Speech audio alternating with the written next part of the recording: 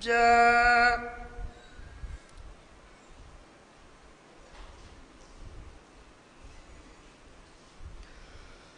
وبست الجبال بسا فكانت هباء منبثا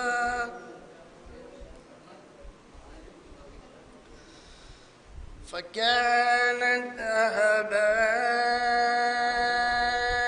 هباء منبثا وكنتم أزواجا ثلاثا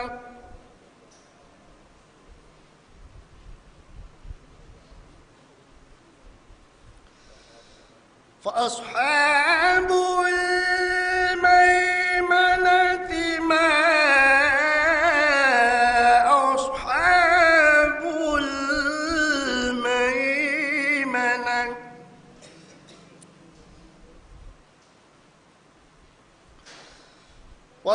وأصحاب المشأمة ما أصحاب المشأمة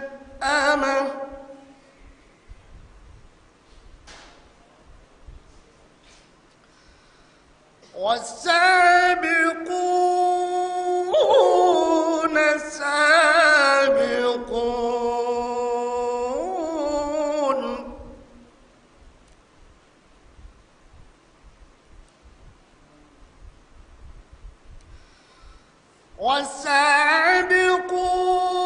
والسابقون السابقون أولئك المقربون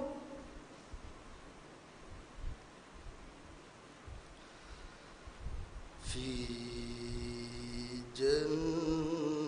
جنات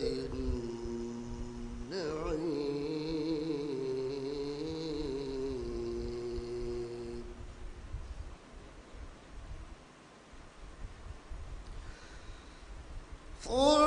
ثلة من الأولين وقليل من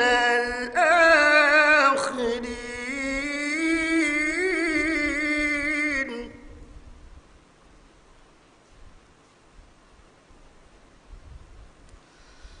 على سرر موضونة متكئين عليها متقابلين يطوف عليهم ولدان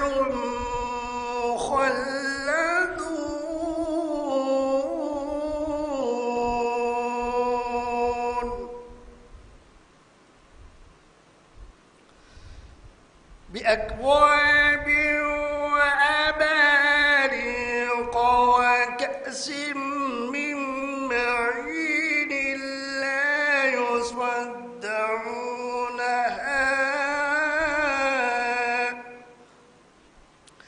لا يصدعون عنها ولا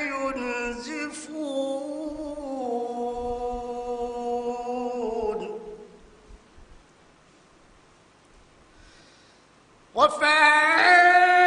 وفاكهة مما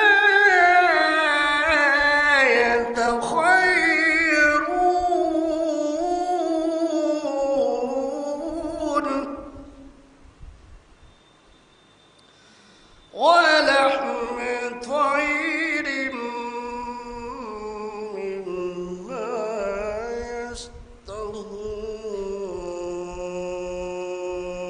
يشتهون صدق الله العلي العظيم اللهم صل على محمد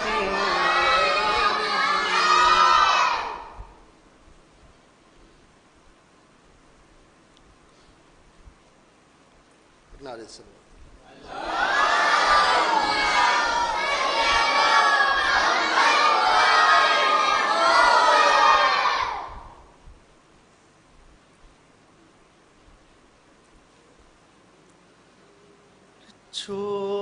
چھوڑ کر ماں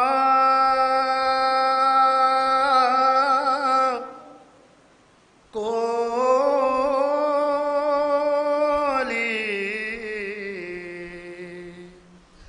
اصغر گئے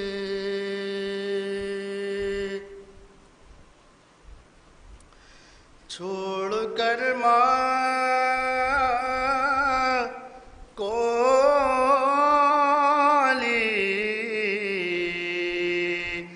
اصغر گئے دل کے گہوارے کو ویران کر گئے چھوٹے بچے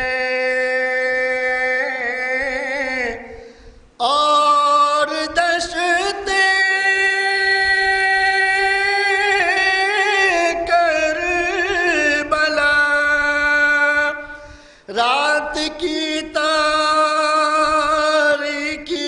سے ڈر گئے چھوڑ کر ماں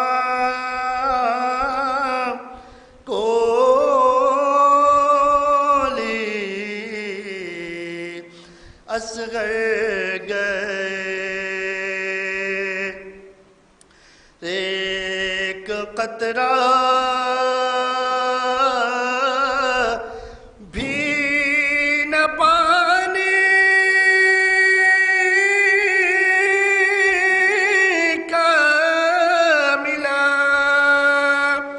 خالق سے آنسوؤں سے بھر گئے چھوڑ کر ماں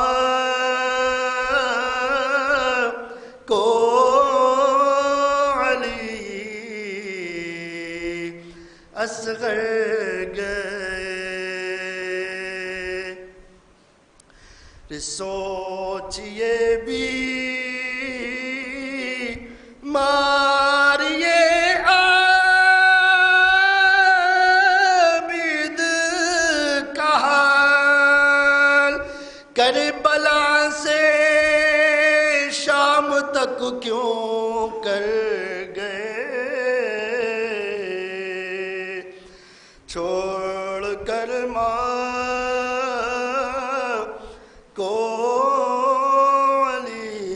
کولی اصغر گئے چادر زینب لرز کے رہ گئی حضرت عباس بھی جب مر گئے چھوڑ کر ماں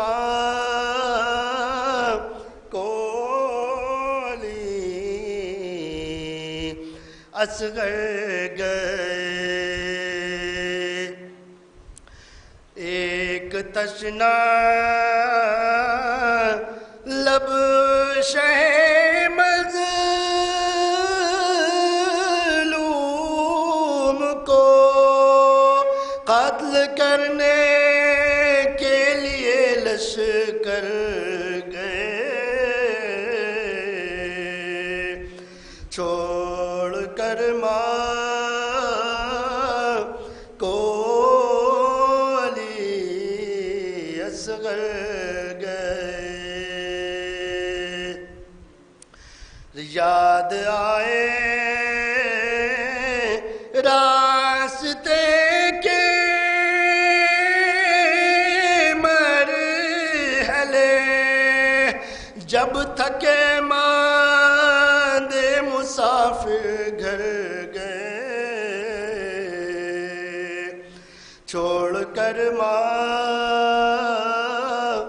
کولی اصغر گئے جب نئے عرفی انہیں پانی ملا جتنے پیاسے تھے لبے کوثر گئے چھوڑ کر ماں کولی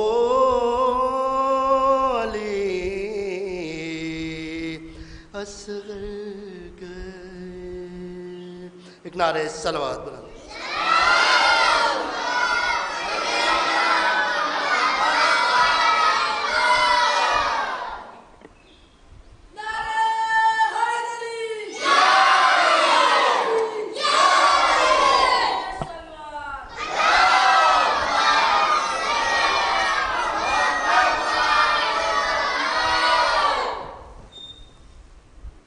فاتحہ۔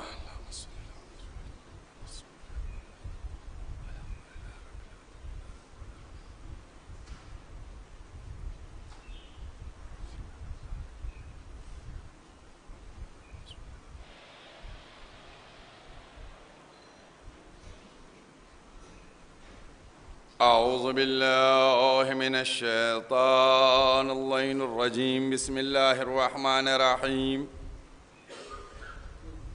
الحمد للہ الذی لا یبلغ مدحتہ القائلون ولا یحصی نعماءہ العادون ولا یؤدی حقہ المجتہدون الذی لا یدرکہ بعد الہمم ولا ینعلہ غوص الفتن الذي ليس لصفته حد محدود ولا نعت موجود ولا وقت معدود ولا عجل ممدود فترى الخلائق بقدرته ونشر الرياح برحمته ووتد بالصقور ميدان أرضه والصلاة والسلام على سيد الأنبياء والمرسلين خاتم النبيين سیدن الممجد بشیرن المسدد نذیرن المؤید المصطفی الامجد المحمود الاحمد ابی القاسم محمد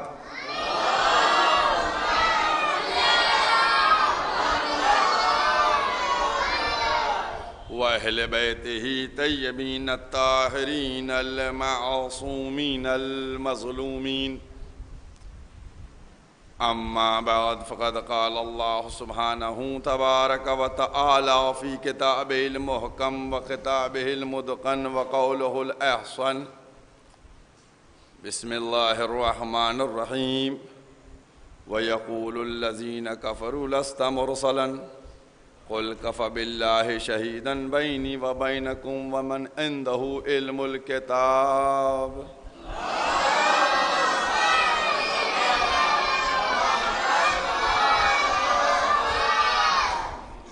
قرآن کریم کے یہ الفاظ جن کو مسلسل سرنامہ قرار دے کر گفتگو کو آگے بڑھایا جا رہا ہے اور آج گفتگو اپنے چوتھے مرحلے میں داخل ہو رہی ہے۔ پروردگار عالم پیغمبر سے فرما رہا ہے کہ اگر کافر کہتے ہیں کہ آپ نبی نہیں ہیں تو ان سے کہہ دیجئے کہ ہمیں اس کی پرواہ نہیں ہے، اللہ کافی ہے اور وہ کہ جس کے پاس کتاب کا علم ہے۔ بات کو سمجھنے کی ضرورت ہے۔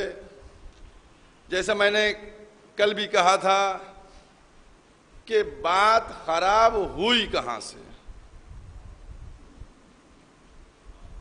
اگر دنیا یہ سمجھتی ہے کہ غدیر کے بعد سے معاملہ خراب ہوا اور ولایت کے بعد سے بات ہوئی کہ کسی نے امامت کو مانا اور کسی نے نہیں مانا اور کسی نے علی کی ولایت کو تسلیم کیا، تو یہ غلط ہے۔ اگر آپ غور کیجئے تو بات شروع کہاں سے ہوئی؟ بات شروع وہاں سے ہوئی کہ جب یہ کہا جانے لگا کہ محمد ہم جیسے ہیں، بات شروع وہاں سے ہوئی کہ جب یہ کہا جانے لگا کہ محمد امی ہیں، تو اب بات سمجھ میں آنے لگی کہ اب پیغمبر خدا کہ جن کو خالق کائنات نے کس طریقے سے، آپ دیکھیے کتنے نبی، 1,24,000، پوری دنیا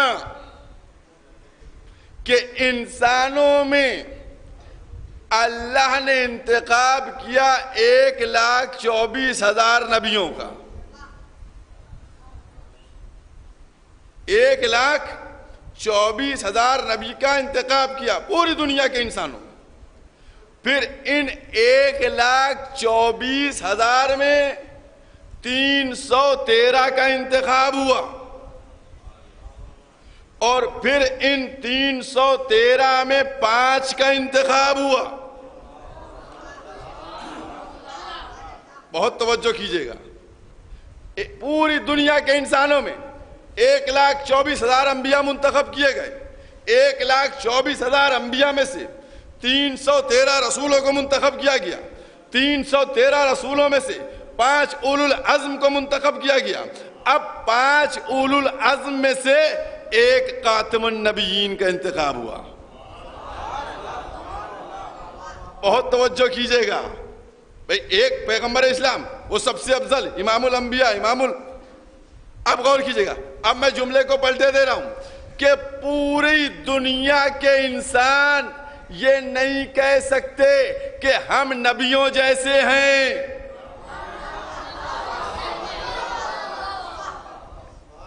بہت توجہ کیجئے گا، دیکھیے بھائی یہی تو کہا جا رہا ہے محمد ہم جیسے ہیں۔ پوری دنیا کے انسان یہ نہیں کہہ سکتے کہ محمد ہم جیسے ہیں، اور سارے انبیاء یہ نہیں کہہ سکتے کہ ہم رسولوں جیسے ہیں۔ سارے انبیاء یہ نہیں کہہ سکتے کہ ہم ان 313 جیسے، اور یہ 313 یہ نہیں کہہ سکتے کہ ہم 5 اولو العزم جیسے ہیں، اور یہ 5 اولو العزم یہ نہیں کہہ سکتے کہ ہم محمد جیسے ہیں۔ تو جب اولو العزم نہیں کہہ سکتے کہ ہم محمد جیسے ہیں، تو پھر مسلمان کیسے محمد جیسا ہو سکتا؟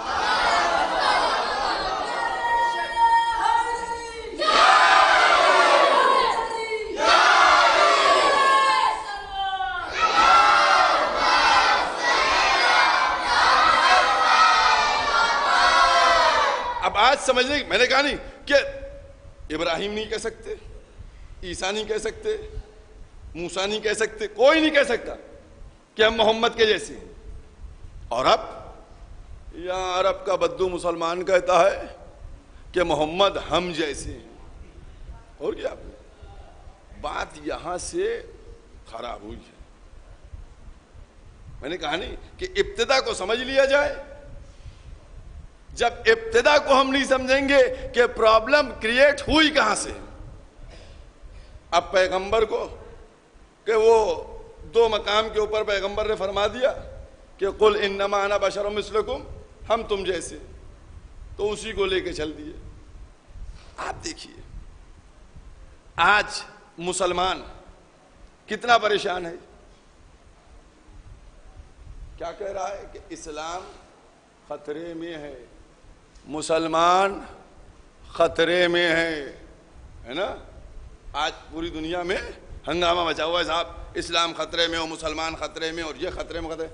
میں کہہ رہا ہوں خطرے میں کچھ نہیں ہے، خطرے میں وہ ہے کہ جو لانا چاہتا ہے بات کو۔ بہت توجہ کیجئے گا بھئی، خطرے میں کون ہے؟ اسلام خطرے میں ہے، نبوت خطرے میں۔ یاد رکھیے پہلے کتاب کو ریفائنڈ کر لیجئے، تو پھر کسی کی ہمت نہ ہوگی شان رسالت میں گستاخی کرنے کی۔ بھئی پرابلم ہو کہاں سے رہی ہے؟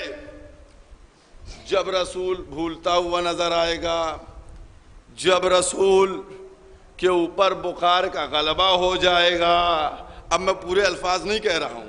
جب رسول کے مشوروں میں آپ کی رائے شامل ہوگی کہ آپ کی رائے نہیں تھی اور رسول نے فیصلہ کر لیا, تب معاملہ خراب ہوگا. اور جہاں ایسے معاملے آئیں گے تو پھر وہاں توہین رسالت ہوگی. قسم خدا کی کسی کی ہمت نہیں تھی کہ کوئی توہین رسالت کرتا. آپ نے بیج بویا ہے جو آج اس طریقے سے توہین ہو رہی ہے. آپ غور کیجئے, یہ بیج کس نے بویا؟ پیغمبر اسلام کے سلسلے میں کیا پڑھنا آتا تھا, نہ لکھنا آتا تھا. ہم جیسے ہیں پیغمبر کے اوپر کہ صاحب وہ بخار کا غلبہ ہے. آج اسلام نہیں بلکہ آپ اسلام کو بدنام کرنے کی کوشش میں لگے ہوئے ہیں. کیونکہ یاد رکھیے کہ اسلام, اچھا میں یہ بتانا چاہتا ہوں کہ اسلام داڑھی اور ٹوپی کا نام نہیں ہے. اس لفظ کے اوپر غور کیجئے گا. آج ہر ایک یہ سمجھتا ہے داڑھی دیکھی ٹوپی دیکھی کیا مسلمان ہے. میں نے کہا نہیں, داڑھی اور ٹوپی کو مسلمان سے منسوب نہ کیجئے. اگر مسلمان دیکھنا ہے تو کردار سے دیکھیے, کیونکہ اللہ کا رسول جب اس دنیا میں بھیجا گیا نا تو کہے کے لیے. سورہ جمعہ کی دوسری آیت دیکھیے, تعلیم سے پہلے تربیت کی بات کی گئی ہے. تعلیم سے پہلے تزکیہ کی بات کی گئی ہے کہ پہلے تزکیہ ہوگا, پہلے چیک کیا جائے گا کہ اس لائق ہو بھی یا نہیں ہو. پہلے یہ چیک کیا جائے گا. بھائی ہر جگہ ہوتا ہے نا, انٹرنس ہوتا ہے نہیں ہوتا ہے, پہلے ٹیسٹ ہوتا ہے نا کہ تمہارا کیریکٹر کیا ہے. دیکھیے ایک ایک لفظ کے اوپر میرے غور کیجئے گا آپ لوگ بہت. اب یہ میرے ایک جملہ مل گیا ہے اور میں آپ کو بتاتا چلوں. ہر جگہ پہلے ٹیسٹ ہوتا ہے, ٹھیک ہے, اس کے بعد انٹری دی جاتی ہے, اس کے بعد ڈگری دی جاتی ہے نا. پہلے ٹیسٹ ہوتا ہے, اس کے بعد ایک ایک لفظ کے اوپر غور کیجئے گا. یہاں پر بھی پیغمبر کو بھیجا کائے کے لیے, یزکیہم, پہلے تزکیہ کرے گا, چیک کرے گا, دیکھے گا کہ تم اس لائق ہو بھی یا نہیں ہو. بھائی فوراً بات نہیں کی گئی ہے. اور پھر آپ سے بتا دیتا ہوں, بہت توجہ کیجئے گا کہ پورے قرآن کو بڑی ذمہ داری کے ساتھ کہہ رہا ہوں, پورے قرآن کریم کو اٹھا کر دیکھ لیجئے, کہیں پر بھی مسلمان کی بات کی ہی نہیں گئی ہے کہ صاحب مسلمان ایسا اور مسلمان ویسا. حالانکہ مسلمان بڑا ہلڑ اسلام کا مچاتا ہے, لیکن قرآن نے مسلمان کی, قرآن نے اگر بات کی ہے تو یا تقوی کی بات کی ہے یا ایمان کی بات کی ہے. اب آپ آئیے, اب دیکھیے جو بھی آیا, میں نے جیسے کل کہا نہیں تھا کہ مال بٹتے دیکھ کے اتر کے چلے آئے, چھوڑ دیا, نافرمانی کر لی, تو یہ کیا اسلام ہے؟ اسی لیے قرآن کریم نے ہر چیز کے مقام کو الگ الگ رکھا. اسلام کہاں ہے؟ اور یہ میں کوئی نئی بات نہیں کہہ رہا ہوں, میں ساری باتیں قرآن کے حوالے سے کہہ رہا ہوں. قرآن میں جا کر دیکھیے گا اسلام کہاں ہے, ایمان کہاں ہے. قرآن کریم میں کوئی سورہ ملا کہ سورہ مسلمان ہے؟ سورہ مسلمان نہیں ہے. پھر کون سا سورہ ہے؟ سورہ یا سورہ مومنون ملے گا یا منافقون ملے گا. ایک ایک لفظ کے اوپر غور کیجئے گا. یا منافقوں کے لیے ملے گا یا مومنوں کے لیے ملے گا. یہ مسلمانوں کے لیے کیوں نہیں ملا؟ بھئی مسلمانوں کے لیے بھی کوئی ہونا چاہیے تھا سورہ, مسلمانوں کے لیے نہیں ہوا. کیوں نہیں ہوا؟ بہت توجہ کیجئے گا, چونکہ میں آیت قرآنی سے بات کر رہا ہوں. مسلمانوں کے لیے کیوں نہیں ملا؟ کیونکہ جب زبان سے کلمے کو پڑھا جائے گا تو اب دو راستے پہ یہ کھڑا ہوا ہے، لا الہ الا اللہ محمد رسول اللہ کہنے کے بعد یہ دو راہے پہ کھڑا ہوا ہے، یا منافق بنے گا یا مومن بنے گا۔ بھئی اب یہ دو راستے ہیں، یا مومن بنے یا منافق بنے، تو اسی لیے یا سورہ منافقون رکھا یا سورہ مومنون رکھا کہ اب تم یا اس خانے میں فٹ ہوگے یا اس خانے میں فٹ ہوگے، کیونکہ ابھی تو جو زبان پہ کلمہ آیا ہے نا وہ ہے، اب تمہیں چیک کیا جائے گا کہ تم کس خانے میں فٹ ہو رہے ہو، تم منافقون میں آ رہے ہو یا مومنون میں آ رہے ہو۔ اور میں نے کیا کہا تھا، اسی لیے دیکھیے ڈائریکٹ اس کو سند نہیں دی گئی، قرآن کریم کا 6 نمبر سورہ انعام، بہت اطمینان سے جا کے دیکھیے گا، اور اس میں 126 نمبر آئے تھے جس میں خالق کائنات نے واضح طور کے اوپر کہا ہے کہ جب ہم چاہتے ہیں کہ کسی کو سیدھے راستے کے اوپر لے کے آئیں تو اس کے سینے کو کھول دیتے ہیں اسلام کے لیے، اس کے سینے کو کھول دیتے ہیں اسلام کے لیے۔ تو اسلام کہاں ملے گا؟ اسلام کہاں ملے گا؟ قرآن ہے، 6 نمبر سورہ انعام، آیت کا نشان 126۔ جب اللہ چاہتا ہے کہ کسی کو سیدھے راستے کے اوپر لائے تو لانے کے بعد اس کو سینے کو کھول دیتا ہے اسلام کے لیے۔ اب اس کے بعد آئیے جلدی سے 49 نمبر سورہ حجرات، اس کی آیت کا نشان 14 ہے، وہاں جا کر دیکھیے گا، وہاں جب کہتے ہیں کہ ہم مسلمان ہوئے تو کہا یہ مومن تھوڑی ہوئے، تم تو مسلمان ہوئے ہو، مومن کب ہوگے؟ لما یدخل الایمان فی قلوبکم، جب دل میں ایمان داخل ہو جائے گا۔ دیکھیے کچھ چیزیں ایسی ہوتی ہیں نا کہ میں ان چیزوں پہ ڈیٹیل سے گفتگو کیے ہوئے ہوں، لیکن چونکہ ذیل میں بات آتی ہے لہذا ان کا حوالہ دے کر بات کو آگے بڑھانا پڑتا ہے کہ ایمان کہاں ملے گا؟ دل میں۔ اسلام کہاں ملے گا؟ سینے میں ملے گا۔ یہ پروردگار عالم نے، تو اب میں بتلانا یہ چاہتا ہوں کہ چیک کرنے کی ضرورت ہے کہ کس کے سینے میں گیا اور کس کے دل میں اترا۔ بہت توجہ کیجئے گا۔ اب اس کے بعد ایک آیت اور آپ کے سامنے پیش کرتا چلوں، ایک صلوات پڑھ دی محمد والے محمد۔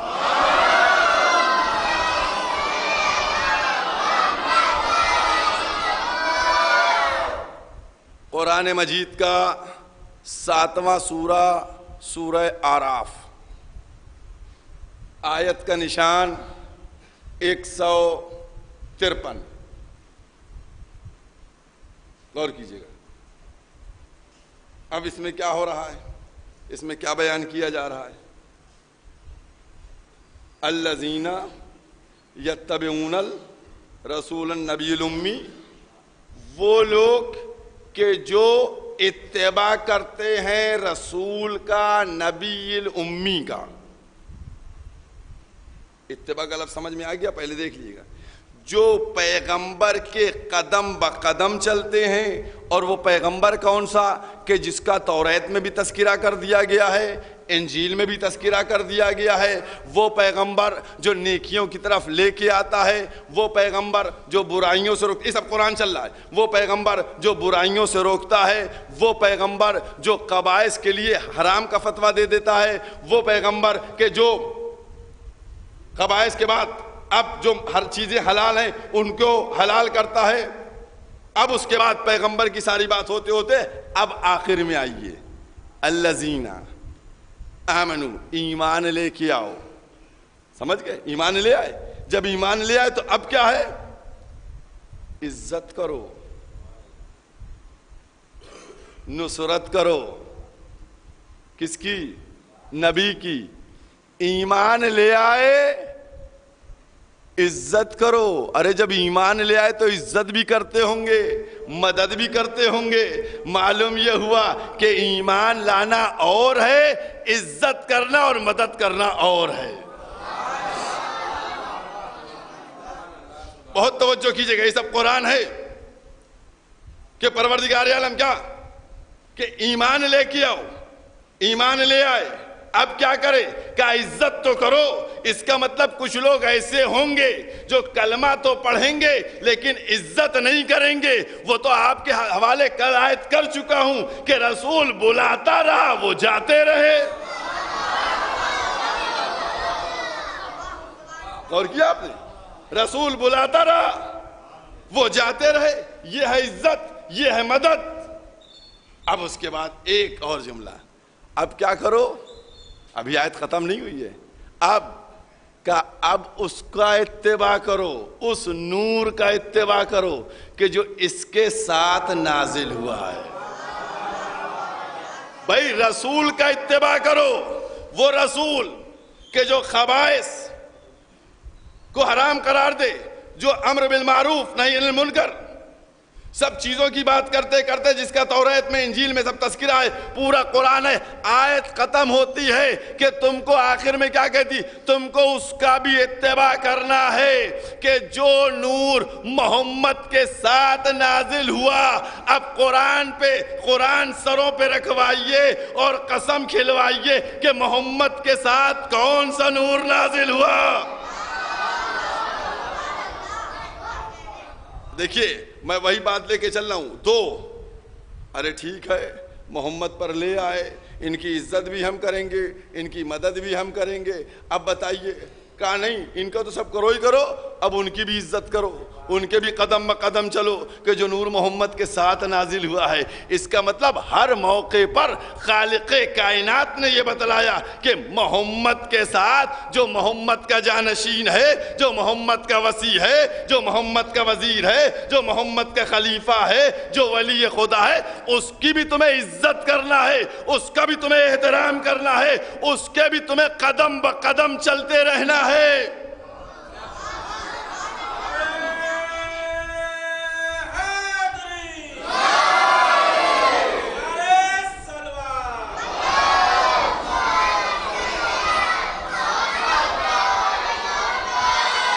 تو دیکھیے بھائی دو چیزیں بہت توجہ کی، دو چیزیں نکل کے آئیں کہ تمہیں پیغمبر کا بھی اتباع کرنا ہے، تمہیں پیغمبر کی بات کو بھی ماننا ہے، اور تم کو اس نور کا بھی اتباع کرنا ہے کہ جو ساتھ میں نازل ہوا.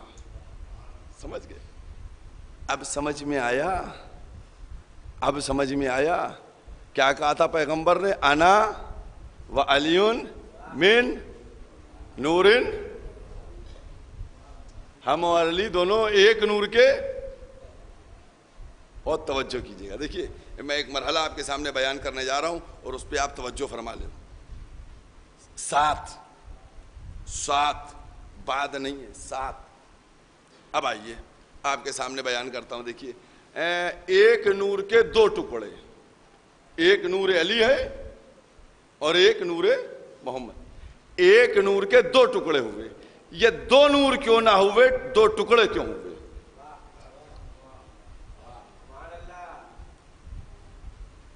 دیکھیے گا بہت توجہ کیجیے. یہ ٹکڑے کیوں کیے گئے؟ دو نور کیوں نہ ہوئے؟ 2 دقیقے لوں گا. دیکھیے آپ سب لوگ یہ کہیے بھائی مجھے کیا معلوم، اللہ جانے، اللہ کی مرضی ہے. مرضی تو سب اللہ ہی کی ہے، لیکن جاننا تو ہم کو ہے نا بھائی، جاننا ہم کو ہے. مرضی تو اللہ کے سوا اور کسی کی چلے گی نہیں. اب ہم جانتے ہیں. دیکھیے ایسا ہے، ٹکڑے کا مرحلہ کچھ ذہن پہ آپ کی آتا ہے. ٹکڑا ہے، ٹکڑا.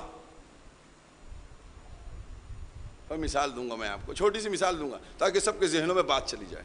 ٹکڑے کا مرحلہ کہ ٹکڑا ذہن پہ گرا ہے یا نہیں ہے. ٹکڑا، لفظ ٹکڑا، ایک نور کے دو ٹکڑے، ایک یہ ایک وہ. بھئی 2 نور ہو جاتے، ایک نور محمد ایک نور علی.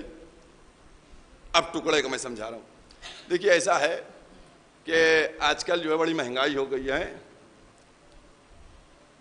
پہلے تو 1 روپے کی بھی شیر مال ملتی تھی، 2 روپے کی بھی مل جاتی تھی. مطلب کی بات کروں گا. اب تو بہت سستی والی بھی شیر مال لیجئے تو 10 روپے کی ہے. ٹھیک. اب یہ 10 روپے کی شیر مال ایک صاحب نے کیا کیا کہ منگوائی اور منگوانے کے بعد آدھی آدھی بانٹ دی.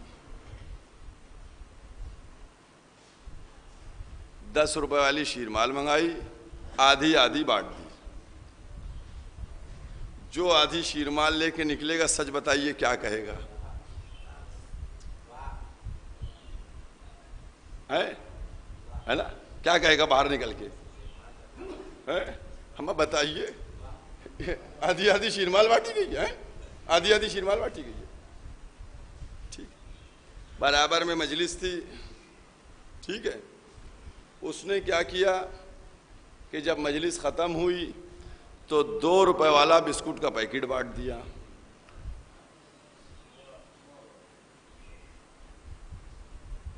بالکل دیکھیے, ایک دم مثال ہے. 2 روپے والا بسکٹ کا پیکٹ بانٹا. ان کی آدھی شیرمال کی ویلو کتنی تھی؟ 5 روپے. اس کا بسکٹ کا پیکٹ کتنے کا تھا؟ 2 روپے کا تھا. آپ بتائیے, اس کے 2 روپے کے بسکٹ کے پیکٹ پہ کوئی آبجیکشن نہیں کرے گا؟ 2 روپے کا بسکٹ کا پیکٹ مل گیا, ہنستے ہوئے جا رہے ہیں, کوئی آبجیکشن نہیں. اس نے آدھی شیرمال 5 روپے کی بانٹی, تو اس پہ آبجیکشن ہے؟ بتائیے, ٹکڑے بانٹ دیے, ہے نا. دیکھیے, 2 روپے میں خوش ہیں, 5 روپے میں ناراض ہیں. میں نے کہا بھائی کیوں ناراض ہو؟ یہ تو 5 روپے کی ہے, یہ 2 روپے کا. کہا ناراضگی 5 روپے اور 2 روپے میں نہیں ہے, ناراضگی ٹکڑے میں ہے.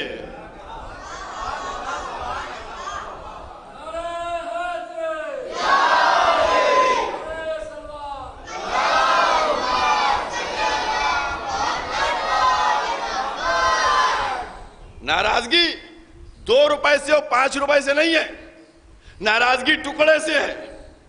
اب اس میں بولا جائے گا. اب بولا کیا جائے گا یہ بھی سنیے آپ. 2 لفظ کہیے گا. یا تو یہ آپ کہیے گا کہ ہم اگر تھا نہیں تو ضرورت کیا تھی شیرمال بانٹنے کی؟ بھائی یہی تو کہیے گا نا, کہ اگر حیثیت میں نہیں تھا تو کیا ضرورت تھی تمہیں بانٹنے کی شیرمال؟ 2 روپے کا پیکٹ بانٹ دیا جاتا. یا دوسرا سینٹنس کہیے گا, آپ کہیے گا کہ بھائی قدرت میں نہیں تھا, نہیں, غریب آدمی تھا. بھائی اگر امیر ہوگا تو کہیے گا کنجوس ہے, اور اگر غریب ہوگا تو کہیے گا بھائی ضرورت کیا تھی,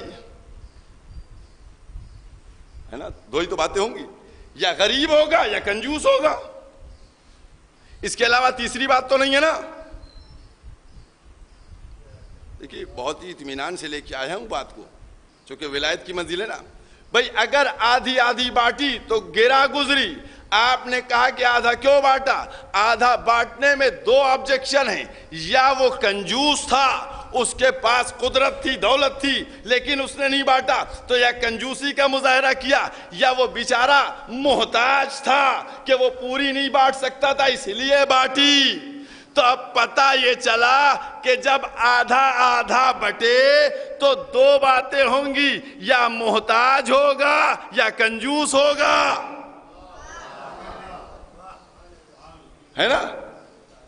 یا محتاج ہوگا یا کنجوس ہوگا.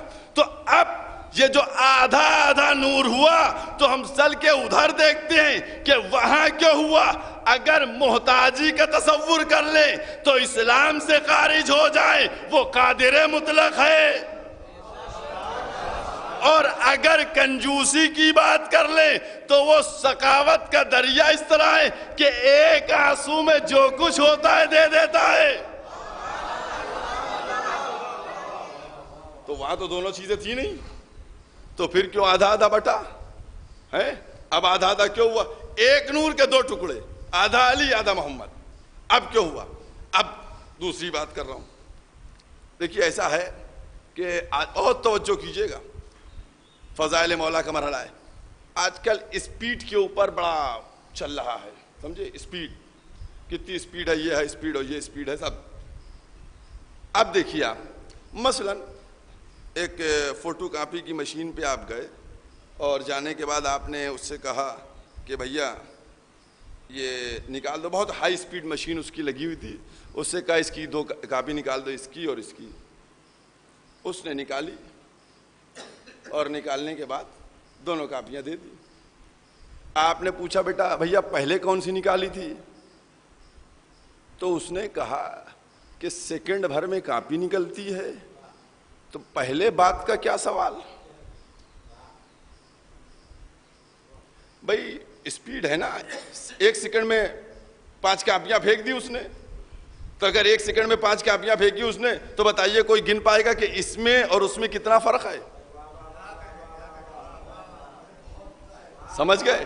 بھائی پہلے بات کہا بھائی سیکنڈ بھی نہیں لگا اور دوسری نکل آئی، کہا نہیں پہلے اور بعد ہم کو بتاؤ، پہلے یہ کاپی نکلی تو اس نے اشارہ کیا پہلے یہ نکلی، بعد میں یہ نکلی، اس کے بعد یہ نکلی۔ اگر سیکنڈ کا بھی فرق ہوتا ہے، سیکنڈ سے کم بھی، اس کے بعد آپ پہنچے، آپ نے اپنا ڈی ایل دیا، اور ڈی ایل دینے کے بعد اور آدھار دیا، دونوں دیا کہ بھیا دونوں کی کاپی کر دو۔ اس نے کہا لائیے، اس نے دونوں چیزیں لی، مشین میں رکھی، ٹھیک ہے، اور فوٹو کاپی نکالی، اس کے بعد 20 سے پھاڑی اور دونوں دے دی۔ اب اس سے پوچھا بھیا یہ بتاؤ کہ پہلے آدھار ہے یا ڈی ایل ہے؟ بھائی بتا پائے گا کوئی کہ پہلے آدھار کی یا ڈی ایل کی ہے؟ کہا نہیں صاحب دونوں ساتھ نکلی، کچھ سمجھ میں آیا یا میں نے چند دقیقے آپ کے یوں ہی لے لیے؟ میں بتلانا یہ چاہ رہا ہوں کہ اگر 2 نور خلق کرتا تو اگر 1 سیکنڈ کا بھی فرق ہوتا تو دنیا کہتی پہلے محمد ہے بعد میں علی۔ قدرت کو پسند نہ تھا کہ محمد اور علی میں پہلے بات کا فرق ہو، بلکہ 1 نور کے 2 ٹکڑے کیے۔ اب بتاؤ پہلے محمد ہے یا پہلے علی؟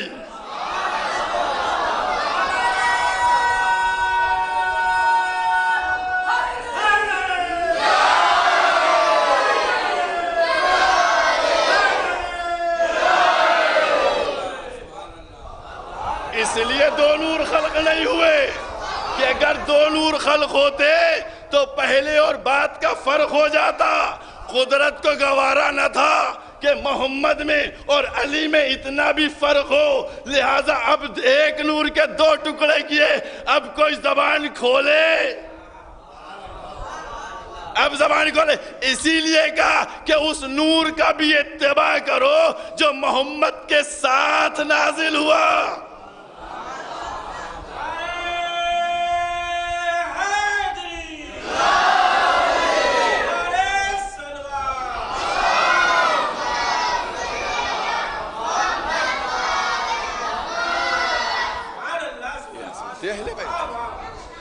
یہ پروردگار نے اہتمام کیا ہے، اور آپ یاد رکھیے گا میں نے کہا نہیں کہ اسلام، ایمان اور نفاق سب کو الگ الگ جگہیں بنا کے رکھی گئی۔ اور اب ایک منزل نہیں، ایک واقعہ یاد آ گیا۔ علامہ مجلسی صاحب بہار لکھتے ہیں کتاب کے اندر کہ مولا کائنات کو، بات مکمل کی دیتا ہوں نا، جو میں نے اتنی دیر بات کی نا، اب آپ کہیں گے آپ تو الفاظوں کی باری گلی ہو، شیرمال اور بسکٹ سب بانٹ کے چلے گئے، اس کی کوئی ریفرنس، کوئی اس کی ہمیں ثبوت تو دیجئے نا، تو لیتے جائیے ثبوت۔ صاحب دمت الثاقبہ نے لکھا، انہوں نے لکھا کہ ایک دن پیغمبر اسلام نے اپنا ایک نگینہ دیا علی کو کہ اے علی یہاں آؤ۔ مولا کائنات آئے، کہا جاؤ اور اس نگینے کے اوپر کندھا کروا لاؤ محمد ابن عبداللہ۔ مولا کائنات وہ نگینہ لے کے چلے، اور چلنے کے بعد گئے، جو نگینوں پہ لکھتا تھا اس سے کہا اس پہ لکھ دو محمد ابن عبداللہ۔ اس نے کہا ٹھیک ہے میں لکھ دوں گا۔ مولا کائنات چلے آئے، جب واپس لینے گئے تو اس پہ لکھا ہوا تھا محمد رسول اللہ۔ تو مولا نے کہا کہ بھائی تم سے یہ کہا تھا محمد ابن عبداللہ اور تم نے یہ کیا لکھ دیا؟ اس نے کہا لکھا تو یہی تھا، ہو یہ گیا، ہو یہ گیا، آپ رسول اللہ کے پاس لے جائیے۔ رسول اللہ کے پاس آیا، رسول اللہ کے پاس جب وہ انگوٹھی پہنچی، دیکھا ٹھیک ہے۔ اس کے بعد جب صبح ہوئی، اب جو وضو کے لیے آپ نے ہاتھ بڑھایا اور انگوٹھی کو دیکھا تو اس میں محمد رسول اللہ کے نیچے لکھا ہوا تھا علی ولی اللہ۔ ایک ایک لفظ ہے، میں نے کہا نہیں، میں ایک ایک لفظ بڑی ذمہ داری کے ساتھ کہہ رہا ہوں، پڑھا ہوا بہار میں بھی ملے گا اور دامت ثاقبہ میں سب ملے. جب اس میں لکھا ہوا ہے تو اب پریشان کہ یہ کیا ہوا, تو ادھر سے جبریل آ گئے, کہا محمد جو تم چاہتے تھے تم نے لکھوایا, جو اللہ چاہتا تھا وہ اللہ نے لکھ دیا.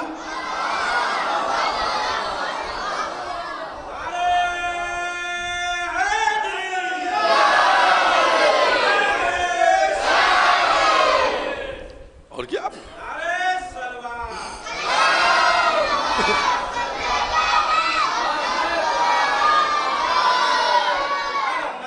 غور کیجئے گا کہ اللہ نے چاہا کہ جہاں پر محمد کی نبوت کی بات کی جائے وہاں علی کی ولایت ساتھ میں جڑی ہو بلا فصل.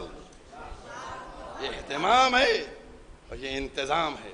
اور اسی طرح دیکھیے بغض اہل بیت وہ بے نقاب کروا دیتا. مطمئن رہیے ٹائم تھوڑا سا شاید لگ جائے لیکن حق جو ہے وہ چھپتا نہیں ہے, وہ آئے گا, ٹائم لگ جائے گا. صبر کیجئے, آپ کوشش کیجئے.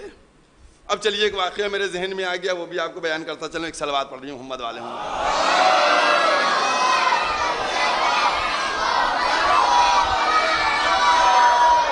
اس سے ہم لوگ بھی درس لے لیں, ہم لوگوں کے لیے بھی درس ہے اور سب کے لیے, کیونکہ آج ہر آدمی کوشش کرنے سے پیچھے ہٹ رہا ہے. اور کیا آپ نے تو علامہ ہلی کے زمانے کا واقعہ ہے کہ علامہ ہلی کے زمانے میں ایک شخص تھا بہت بڑا دشمن اہل بیت, اور اس نے ایک کتاب لکھی اہل بیت کے خلاف کتاب لکھ دی. جب اہل بیت کے خلاف کتاب لکھی اس نے, اور اس کے بعد کہا کہ اب اس کے شیعہ جواب دیں, زندہ تو چھوڑیے مردہ بھی اگر اٹھ کے آ جائیں گے, مردے بھی, تب بھی جواب نہیں دے سکتے ہیں. اب وہ کتاب سامنے آئے تو جواب دیا جائے. اب نتیجہ یہ ہوا بھائی چھپی تو تھی نہیں, قلمی نسخہ تھا, وہ کتاب کسی کو مل ہی نہیں رہی تھی. یہ عبرتناک ہے. دیکھیے یہ ہمارے آپ کے لیے جو ہم لوگ ڈرتے نہیں ہیں, ارے نہیں ڈرا نہ کیجئے, قدم آگے بڑھایا کیجئے. اہل بیت کی راہ میں اہل بیت سے ڈریے اور کسی سے نہ ڈریے. اہل بیت سے ڈرتے رہیے اور کسی سے نہ ڈریے. اور اگر اور کسی سے ڈر گئے, اہل بیت سے نہیں ڈرے, تو بس سمجھ لیے مر گئے. بھی سمجھیے مر گئے. تعلقات اور یہ سب چیزیں جو ہیں کنارے میں رکھ دیجئے گا. تو بہرحال تو اب وہ چھپی تھی نہیں کتاب کہ مارکیٹ میں, وہ کتاب جا کے مارکیٹ سے خریدی جائے اور اس کے بعد پڑھ لی جائے, پڑھنے کے بعد جواب دے دیا جائے. اب یہ ہوا کہ صاحب وہ کتاب دے بھی نہیں رہا ہے کسی کو. بھئی کسی کو دے اگر کتاب تو پڑھی جائے, اور جب پڑھی جائے تو بھی جواب دیا جائے. علامہ ہلی پریشان. جب علامہ ہلی بہت زیادہ پریشان ہوئے تو ان کے ذہن میں ایک تجویز آئی. انہوں نے جا کر اس کے یہاں نوکری کر لی, اور نوکری کی, اور نوکری کرنے کے بعد اس کی خدمت شروع کر دی. اس کے کیا اتنی خدمت کی کہ اس کا انہوں نے پورا کانفیڈنس اور اعتبار میں لے لیا, بالکل اعتبار میں لے لیا. اب جب اعتبار میں وہ آ گیا تو اس کے بعد اس سے کہا علامہ ہلی, اچھا انہوں نے ظاہر نہیں ہونے دیا کہ میں وہ ہوں, ایک معمولی انسان بن کے جا کے اس کے کام کرنے لگے. اب جب یہ معمولی انسان بن گئے اور اس کا اعتبار جیت لیا تو اس سے ایک دن کہنے لگے آپ کی ایک کتاب ہے بڑی عمدہ اور اس کی بڑی تعریف سننے میں آئی ہے اور اسی کتاب لکھی ہے. تو اس نے کہا ہاں. تو انہوں نے کہا بھائی ہم کو بھی دے دیجئے پڑھیں. کہا وہ ہم دیں گے کسی کو پڑھنے کے لیے نہیں. خاموش ہو گئے. پھر 2 دن بعد انہوں نے جب اصرار کیا تو اس نے ان کی محنت اور ان کی خدمت کے عوض ان سے کہا کہ ہم تم کو ایک شرط پہ کتاب دیں گے. تو انہوں نے پوچھا کیا شرط ہے؟ کہا تم کو ہم عشاء کے بعد کتاب دیں گے اور نماز صبح سے پہلے لے لیں گے. عشاء کے بعد دیں گے اور صبح سے پہلے لے لیں گے. انہوں نے کہا کہ ہاں ہم کو منظور ہے. اب منظوری تو کر لی بھائی کسی طرح ملے, لیکن اب بتائیے وہاں کوئی فوٹو کاپی کی مشین تو لگی نہیں تھی کہ جلدی جا کے فوٹو کاپی کرا لائے یا اسکین کرا لی یا کچھ کرا لی، کچھ نہیں. اب یہ لے کے آئے اور عشاء کے بعد لے کے آئے اور آنے کے بعد جو ہے بیٹھے کتاب، اور انہوں نے کیا کیا، جلدی جلدی اس کو کاپی کرنا شروع کیا. بہت تیزی سے اس کو کاپی کر رہے ہیں کسی طریقے سے، رات بھر میں ایک پوری اتار لی، اور بہت موٹی کتاب تھی، سینکڑوں صفحے کے اوپر تھی. یہ کرنے لگے، اتنے میں دق الباب ہوا. انہوں نے کہا آ جاؤ، جو بھی تھا وہ آ گیا. اب اس کے بعد ان سے اس نے بات کی، کہا نہیں ہم بہت مصروف ہیں. تو کہا اچھا کیا بات ہے؟ تو انہوں نے اب کرے جا رہے ہیں کام، یہ دیکھ نہیں رہے سامنے کون ہے، کرے جا رہے ہیں، اور اس کے بعد کہہ رہے ہیں کہ یہ معاملہ یہ بات سب ہوتی رہی. اس کے بعد اس نے ان سے کہا ایسا کرو کہ لکھتا میں ہوں، تم صفحے کا نمبر ڈالتے رہو. لکھ میں رہا ہوں، صفحے کا نمبر تم ڈالو. اب اس نے جو لکھنا شروع کیا تو جتنی دیر میں یہ صفحے کا نمبر ڈالیں اتنی دیر میں پرچہ آ گیا دوسرا. پھر اس کے بعد اور نتیجہ یہ ہوا کہ اذان صبح سے پہلے کتاب پوری لکھی جا چکی. جب مکمل ہو گئی تو ان کو ہوش میں آیا علامہ علی کو کہ یہ کیا ہوا، یہ کون تھا. اب جو متوجہ ہوئے تو وہ جا چکا تھا، وہ جا چکے تھے. وہ تھے کون؟ وہ تھے ہمارے آپ کے امام زمانہ.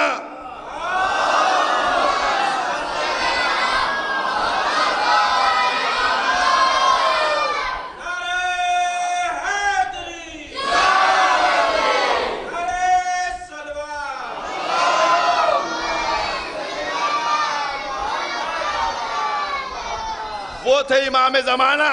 بس یہی تو بات مجھے آپ کو بتانا تھی کہ ایک قدم، بھئی حدیث قدسی ہے کہ ایک قدم اگر تم محنت کے لیے بڑھاؤ گے تو 70 قدم ادھر سے بڑھ کے آ جائیں گے. ہمت انہی نے کی، مدد ادھر سے ہوئی. یہ درس ہے ہمارے لیے، درس ہے کہ ہم کو اہل بیت کے سلسلے میں اپنے قدم کو آگے بڑھا دینا چاہیے. ہم کمزور ضرور ہیں، ہم ناتواں ضرور ہیں، لیکن یاد رکھیے گا اگر ایمان یقین کی منزل میں ہو تو پھر کمزوری بھی ختم ہو جاتی ہے اور ناتوانائی بھی، اور پھر مدد جو ملتی ہے اس مدد کا تصور نہیں کر سکتے ہیں آپ. اور کیا آپ نے، لیکن آپ کے اندر حوصلہ ہونا چاہیے. اور آپ اپنے اندر حوصلے کو نہیں جگا پاتے کہ جس کے سامنے کربلا کا واقعہ ہے. کون؟ کیا واقعہ؟ ارے ہور کتنے دشمنوں کے بیچ میں تھے، ہور کہاں تھے، کتنے دشمنوں میں گھرے ہوئے تھے، لیکن جو دل کے اندر مودت آل محمد کی شمع روشن تھی، اس نے ایک دن اپنا جلوہ دکھایا کہ جیسے ہی علی اکبر نے گلدستہ اذان میں پہنچ کر اذان دی اور آواز بلند کی اشہد ان محمد رسول اللہ، جیسے یہ آواز گونجی ویسے ہی حر کا اضطراب بڑھتا چلا گیا.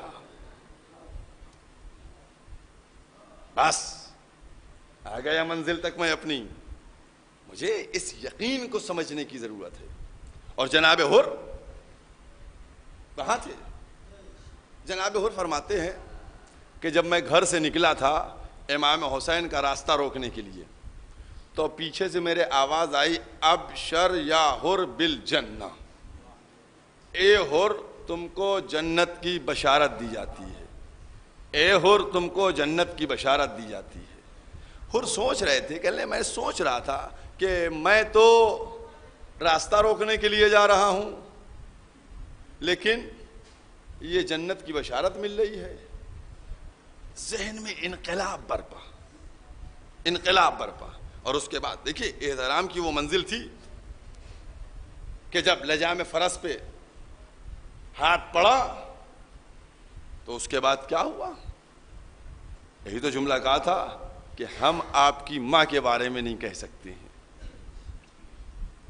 یعنی کہیں پر ہلکا سا چھوٹا سا چراغ روشن ہو چکا تھا، وہ اس کو لو پکڑنا تھی.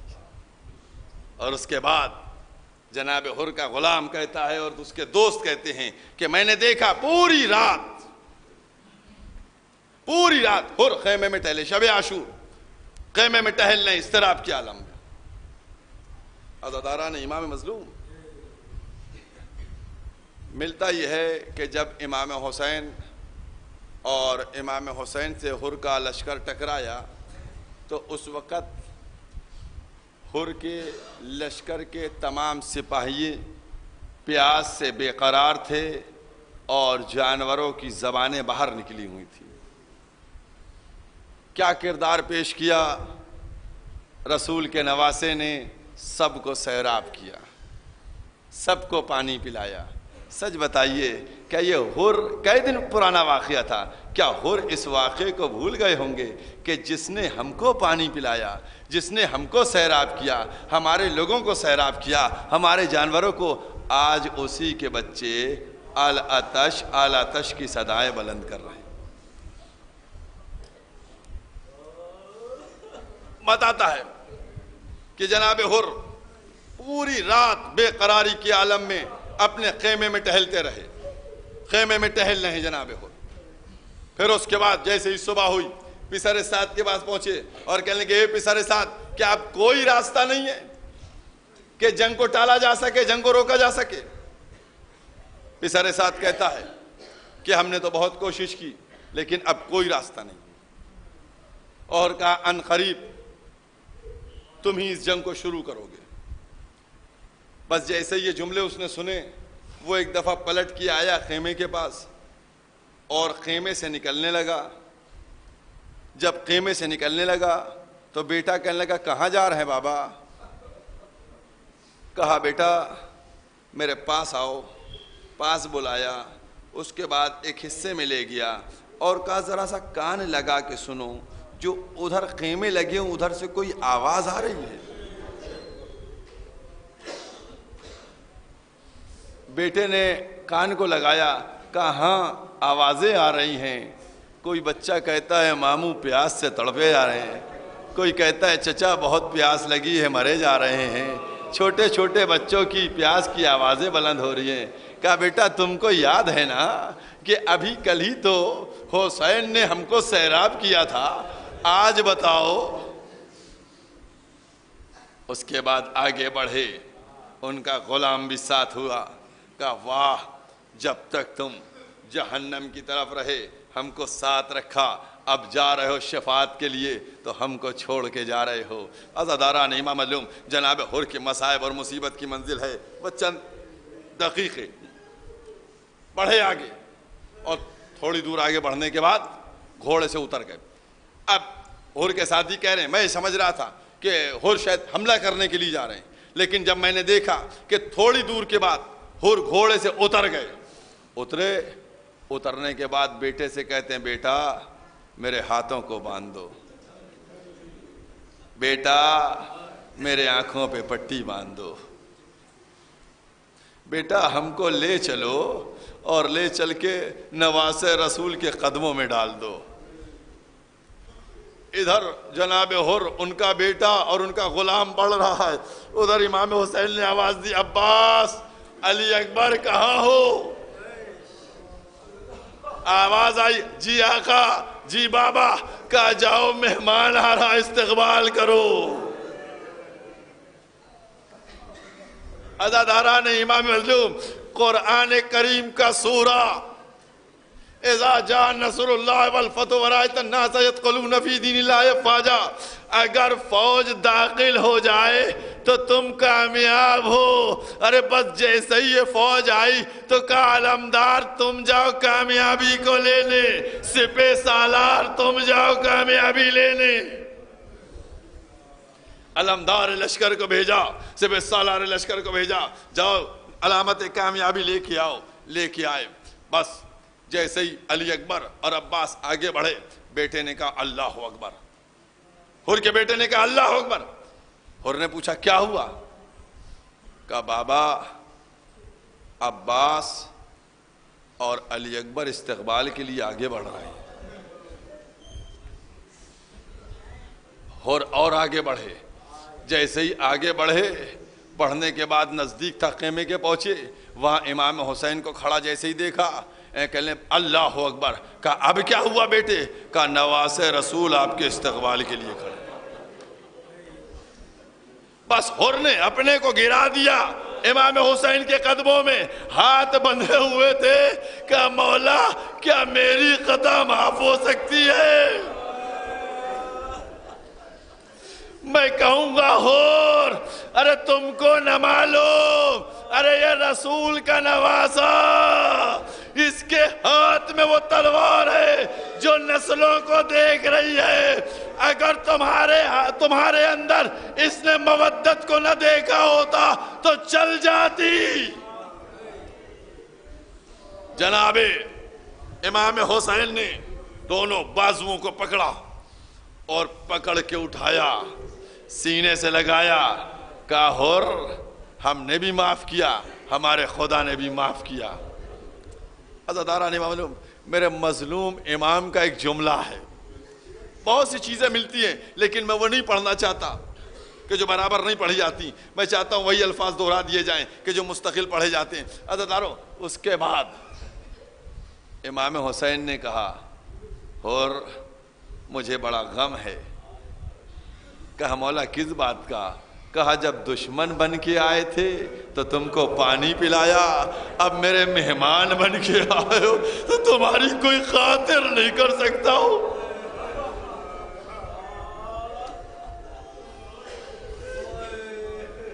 میرے پاس کوئی چیز نہیں جو تمہیں پیش کر سکوں۔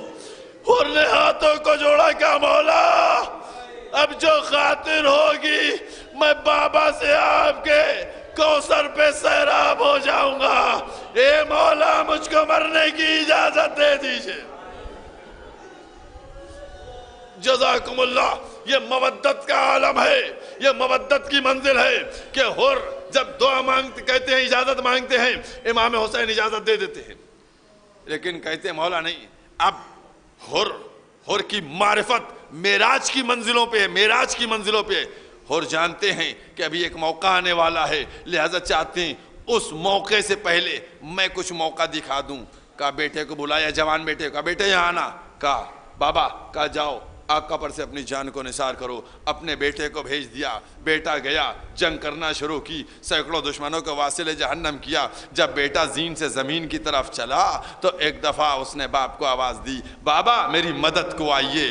حر باپ تھے، بوڑھے تھے، کمر کو تھاما، چلے بیٹے کی لاش کی طرف۔ اب جو بیٹے کے سرانے پہنچے تو عجب منظر دیکھا کہ بیٹے کے سر کو حسین اپنے زانو پہ لیے بیٹھے ہیں۔ حر نے کہا مولا یہ تو غلام ہے۔ کہا حر نہیں، ارے بوڑھا باپ۔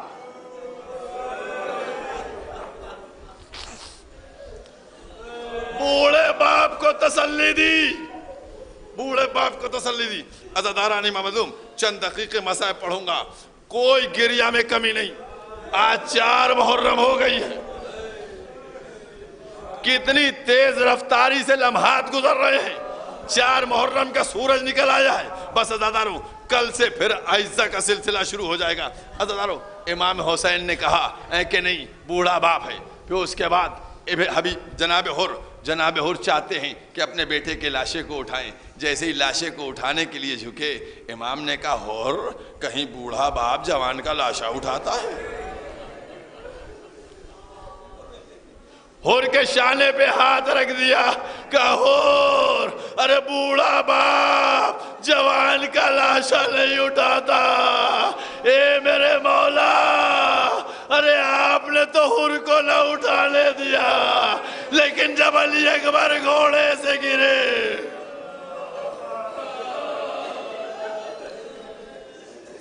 جزاکم اللہ۔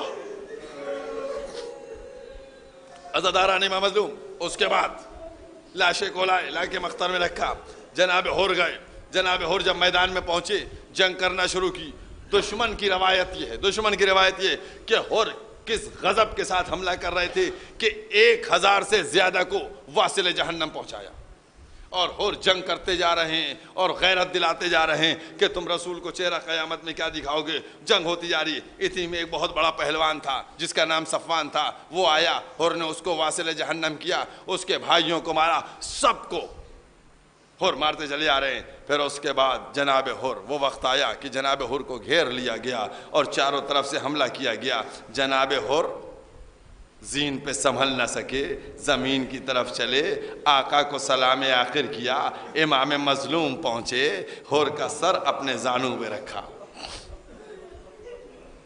عزاداران میں جیسے ہی حور کا سر زانوں پہ آیا، حور نے اپنے سر کو ہٹا لیا. کہا آقا یہ غلام کا سر ہے، آقا کے زانوں پہ کیسے آ سکتا ہے؟ اس کے بعد ایک دفعہ حور نے کہا آقا میں ایک بات چاہتا ہوں. کہا کیا ہے؟ کہا آقا اب میری خطا معاف تو ہو گئی ہے نا؟ پھر اس کے بعد امام حسین نے فرمایا اے حور تمہاری ماں نے تمہارا نام بڑا اچھا رکھا ہے. ارے تم یہاں بھی حور ہو، تم وہاں بھی حور ہو. جناب حور خطا تو معاف ہو گئی تھی. اب تاریخ بتلاتی ہے مقاتل میں ملتا ہی ہے کہ جناب حور کی پیشانی کے اوپر ایک تیر لگا تھا. جس تیر کو نکال دیا لیکن خون نہیں رک رہا تھا. تو امام حسین نے جب دیکھا خون نہیں رک رہا ہے تو امام حسین نے اپنی جیب سے یا کہیں سے کوئی کپڑا لیا اور کپڑا لے کر باندھ دیا جناب حور کے ماتھے پہ. جناب حور کے ماتھے پہ وہ رومال باندھا گیا یا کپڑا باندھا گیا، جو بھی تھا وہ باندھ دیا گیا، خون رک گیا. میں کہوں گا واہ حور واہ، تم نے جانے سے پہلے اپنے پاس دلیل بھی لے لی. بس عزادارو مجلس ختم ہو گئی. یہ چاہنے والے کہ جب یعنی کہ قربانی کا جذبہ دیکھا آپ نے کس طریقے سے سب نے جانیں قربان کی. جب امام حسین نے آواز استغاثہ بلند کی تو کس طریقے سے کٹی ہوئی گردنوں سے آواز آئی. بس مجلس ختم. 2 جملوں کے بعد مجلس ختم. وہ جملے کیا ہے؟ جب پامالی کا وقت آیا اور پسر سعد نے کہا کہ اب لاشوں کو پامال کیا جائے گا. بس 2 جملے ہیں عزادارو، جو مصیبت کے وہی 2 جملے بیان کرنا ہو تاکہ کم سے کم یہاں سے آنسو لیے دوسری مجلس تک جاؤ، بی بی کو پرسہ دیتے ہوئے جاؤ ہائے غربت فاطمہ زہرا.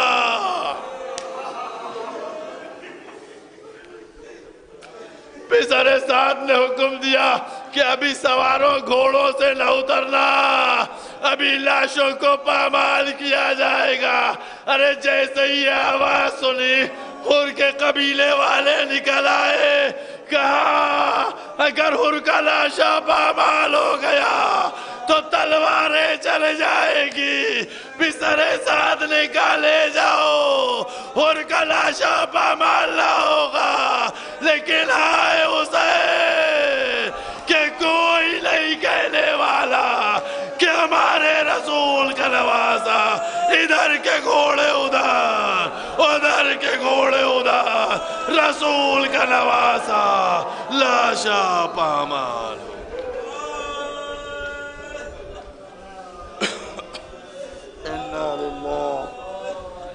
انا الیہ راجعون.